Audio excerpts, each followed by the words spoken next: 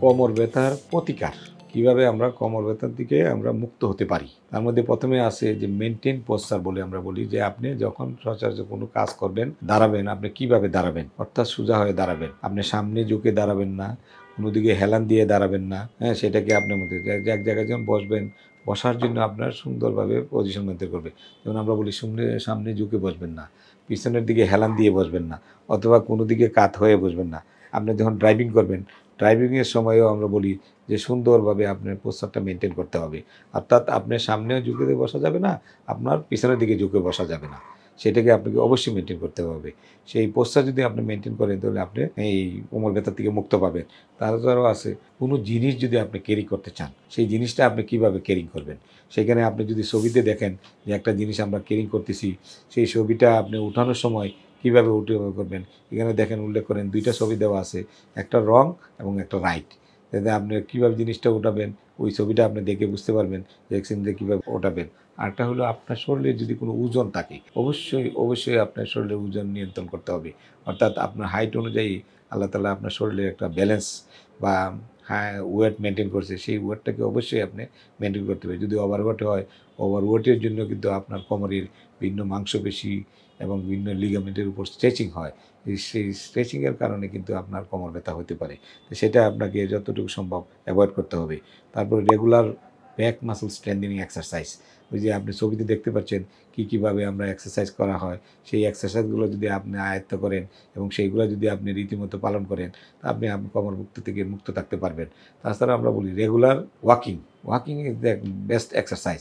আপনি যদি ডেইলি হাঁটা থেকেও কিন্তু আপনি আপনার কোমর ব্যথা থেকে মুক্ত হতে পারেন। তাছাড়াও আমরা বলি যে যে অ্যাভয়েড বেন্ডিং, সামনে ঝুঁকে কোনো কাজ করবেন না, কোনো ভারী জিনিস উঠাবেন না, গাড়ির ঝাঁকুনি, ইভেন রিক্সার ঝাঁকুনি, সেগুলোর থেকে আপনি সাবধানে থাকবেন।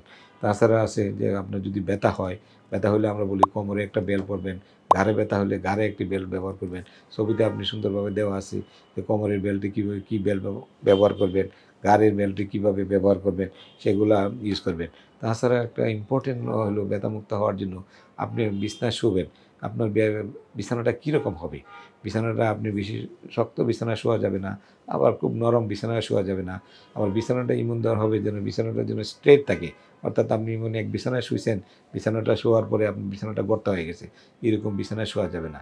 অর্থাৎ বিছানাটা স্ট্রেট থাকবে এবং সেই বিছানাটা নরম হবে, আমরা বলি ফার্ম বেড। অর্থাৎ শক্তও না, আবার খুব নরমও না, শক্ত এবং নরমের মাঝামাঝি, সেটাকে বলি আমরা ফার্ম বেড।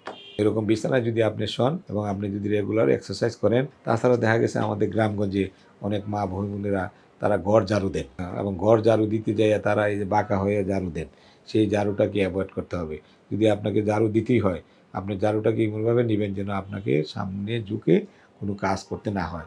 সে আপনি কোনো বাগানে কাজ করতেছেন বা কোনো ঘাস কাটতেছেন, অর্থাৎ বাঁকা হয়ে করা যাবে না। সেটা বিকল্পভাবে আপনি ঝাড়ুটাকে একটু লম্বা করে নিতে পারেন, অর্থাৎ সামনে ঝুঁকে কোনো কাজ করা যাবে না। সেই ক্ষেত্রে আপনার সবসময় খেয়াল রাখতে হবে আপনার যেন পোস্চারটা ঠিকভাবে মেনটেন হয়। হ্যাঁ, তেমনিভাবে যদি কোনো জিনিস আপনাকে উঠাইতে হয়, আপনার পার্শ্ববর্তী ছবিতে দেখেন কত সুন্দর করে জিনিসটা উঠেছে, কোনটা রং কোনটা রাইট। আপনি বাঁকা হয়ে যদি কোনো জিনিস উঠাইতে হয়, অবশ্যই আপনি পাশের ছবিটাকে ফলো করবেন যে আপনি কীভাবে একটা জিনিস উঠাবেন। অথবা আপনি যদি কোনো জায়গায় কাজ করতে হয়, সে আপনি একটা কম্পিউটার ড্রাইভ করতেছেন, কম্পিউটারের সময় বসে আছেন, সামনে ঝুঁকে বসা যাবে না, পিছনের দিকে আপনি হেলান দিয়ে বসা যাবে না। হ্যাঁ, সে দেখেন সুন্দরভাবে ছবিতে দেখা যাচ্ছে কীভাবে আপনার এই কম্পিউটারটা ড্রাইভ করতে হবে, কীভাবে আপনার পোস্চারটা মেনটেন করতে হবে, সেটা অবশ্যই করতে হবে। তাছাড়া দেখেন, একটা ভারী জিনিস যদি উঠাইতে হয়, সেটাও ওঠানো যাবে, কিন্তু ওঠাতে হতে হলে আপনাকে কিছু জিনিস মেনটেন করতে হবে। ছবিতে দেখেন কত সুন্দরভাবে কোনটা করা যাবে, কোনটা করা যাবে না, অর্থাৎ কীভাবে একটা ভারী জিনিস আপনাকে উঠাইতে হবে। সেই ছবিটা যদি আপনি ফলো করেন, তাহলে অবশ্যই আপনি ব্যথামুক্তভাবে থাকতে পারবেন। তাছাড়াও যে আমরা বলছি কিছু এক্সারসাইজ করার জন্য কিছু পদ্ধতি, ওই যে ছবিতে দেখা যাচ্ছে, আপনি কোমরে কীভাবে এক্সারসাইজগুলো করবেন, সেইভাবে যদি আপনি এক্সারসাইজগুলো রেগুলার করেন, তাহলে আপনি অবশ্যই ব্যথামুক্ত হিসাবে থাকতে পারবেন। তাছাড়া আমরা বলছি যে আপনি কোনো বিছানার মধ্যে যদি শোন, সেই বিছানাটা কীরকম হবে, আমরা বলছি ফার্ম বেড। অর্থাৎ বিছানাটা বেশি নরমও হবে না, বেশি শক্ত হবে না। তাছাড়া আপনি বিছানা থেকে যদি উঠতে চান, দেখেন ছবিতে কি সুন্দরভাবে, আপনাকে অবশ্যই সোজা হয়ে ওঠা যাবে না। আপনাকে একদিকে কাত হয়ে প্রথমে একটা পা নামাইতে হবে, তারপর আরেকটা পা নামায়ে পায়ে হাতে ধাক্কা দিয়ে বসে তারপরে আপনাকে দাঁড়াইতে হবে। আপনি হুট করে সামনে ঝুঁকে বিছানা থেকে উঠবেন না। সেটা আপনি ছবিতে দেখেন কত সুন্দরভাবে দেখাইছে কীভাবে বিছানা থেকে উঠতে হবে। অর্থাৎ এই নিয়মগুলো যদি আপনি সুন্দরভাবে পালন করেন, আপনি অবশ্যই আপনি কোমর ব্যথা থেকে, ঘাড় ব্যথা থেকে মুক্ত থাকতে পারবেন।